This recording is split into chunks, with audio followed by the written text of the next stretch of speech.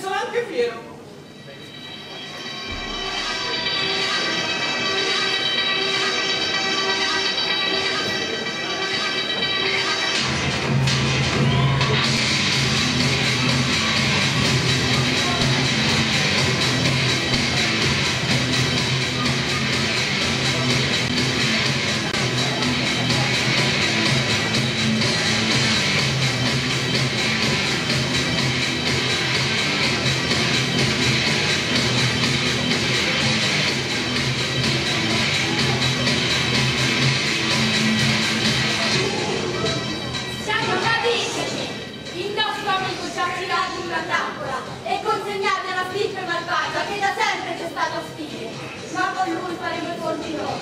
Ora questi qui devono affrontare il loro delitto. Li freneremo!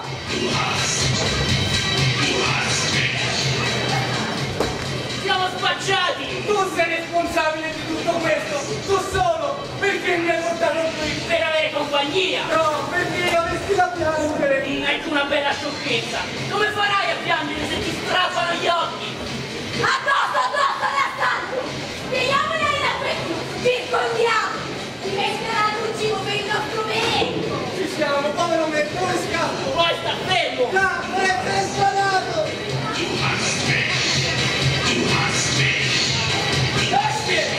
Bestie sceneratissime, perché volete uccidere? Fai a pezzi questi uomini che non vi hanno fatto niente di male! Chi dovremo colpire allora, che ci sia nemico più di questi? È vero, per natura ci sono nemici, ma amici nell'animo, e sono venuti a insegnarci qualcosa di utile. Mi pare utile ascoltare il loro consiglio. Anche da nemici possono apprendere tante cose. È vero, dai nemici molto imparo chi è sapiente.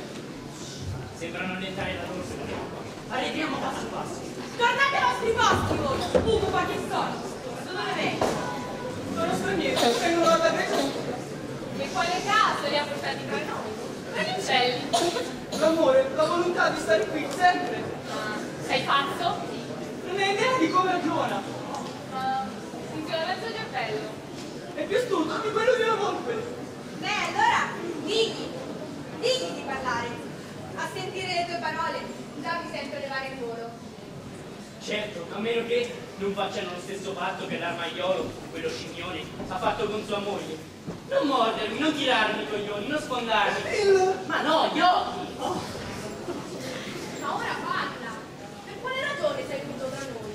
Di quale detto quando abbi fiducia, non saremo noi a dire il fatto del È da tempo che voglio dire qualcosa. Una parola grande, che li colpisca tutti. Sono addolorato per voi, che una volta eravate i re. Noi? E di che cosa? Di me, di lui, di tutti, di Zeus. Voi siete più antichi, i titani della terra. Anche della terra? Sì! Questo proprio non la sapevo. Perché sei ignorante e non hai studiato Esopo, che spiega come la glotola, se l'uccello è nato prima di ogni altra cosa. Dunque, se gli uccelli avevano potere sugli uomini, ancora prima degli dei, non spetta loro giustamente il regno. Di ciò sono rimasti molti segni, come ad esempio il Gallo, sovrano assoluto, che regnava sui persiani ancora prima del re Dario. Perciò ancora incede come il gran re, che porta in testa ritta la cresta. E ancora oggi, in forza della medesima autorità, quando canta la mattina, tutti balzano in piedi e vanno al lavoro.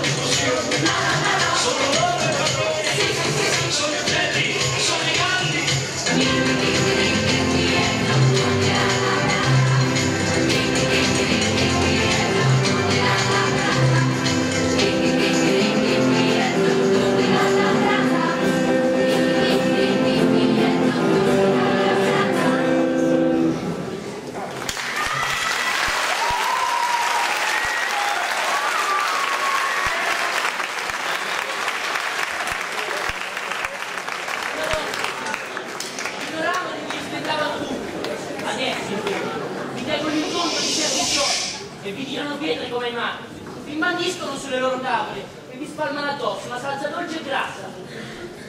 Parole tremende, terribili uomo celeste, ma tu, per buona sorte, o per volere di un Dio, sei venuto a salvarci.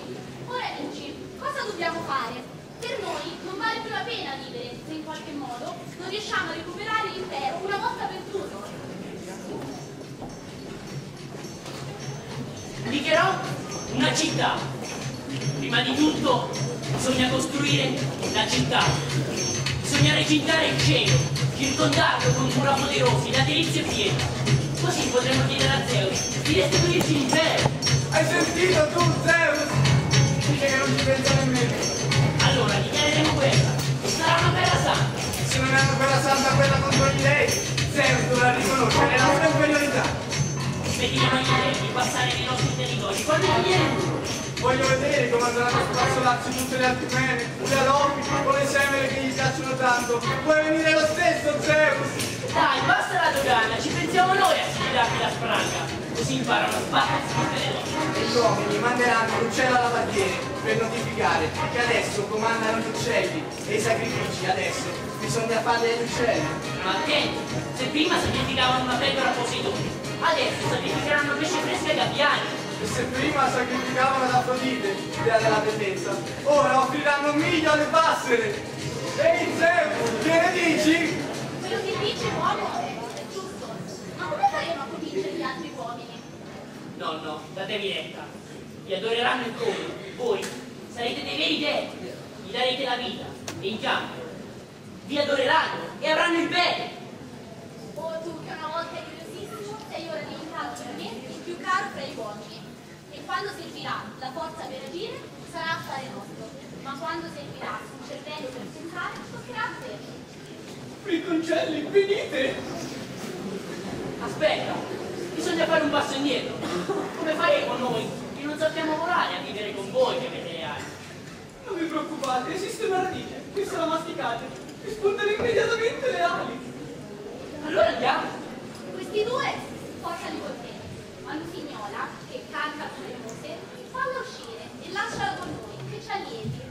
Su via Brocoli, fatti vedere dagli ospiti. Com'è bello l'uccellino. Com'è morbido e candido. Sai che me la fotterei volentieri? Quanto oro addosso, con una donna, se vorrei dar un bacio. Ma sei un becco con due rostri. Su via, andiamo. Andiamo.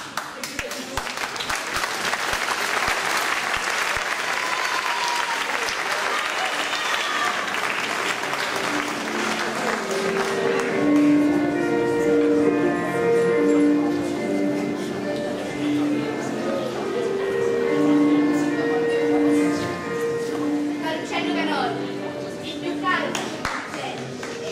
Signora, compagna dei miei inni, sei venuta a mostrarti e a portare il tuo trono soave. Uomini dalla vita oscura, simili alle stirpi delle foglie, deboli creature impastate di fango, ombre instabili, effigere, senza ali, mortali infelici. Prestate attenzione a noi, che siamo immortali, che viviamo da sempre e che pensiamo ai eterni pensieri. Tutti i maggiori beni di uomini li ricevono dagli uccelli. Siamo noi che indichiamo loro le stagioni, primavera, estate e autunno.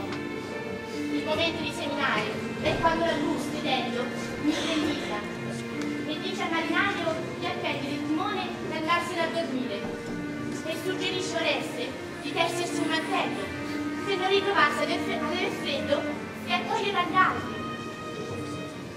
Il Livio indica poi un'altra stagione, quando è primavera e quando è ora di posare le pecore. Se qualcuno di voi spettatori vuole passare lietamente il resto della sua vita, venga da noi. Tutto quanto è da voi considerato zuppe e vietato per legge è da noi uccelli considerato bello.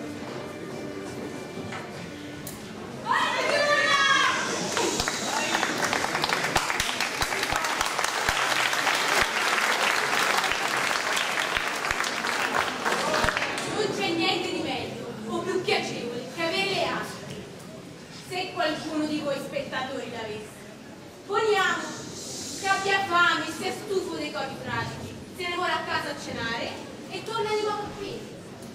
Ancora, se uno ha un amante e vede il marito che sta nelle prime file, con un colpo d'ali va a casa velocemente, se la fotte e torna di nuovo qui.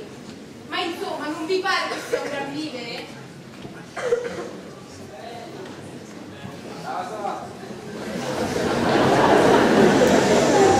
Zeus, non ho mai visto cosa più ridicola. Di che ridi?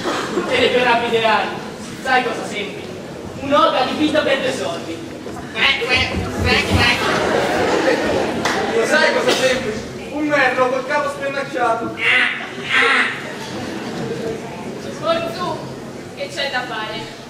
Beh, prima di tutto bisogna dare un nome alla nostra città e poi bisogna sacrificare gli dei. D'accordo. E allora, che nome avrà questa città? Un nome preso da qui, dalle nubi, dalle regioni celesti. Un nome grandioso. Gli piace un nome come Nubi Cucuria?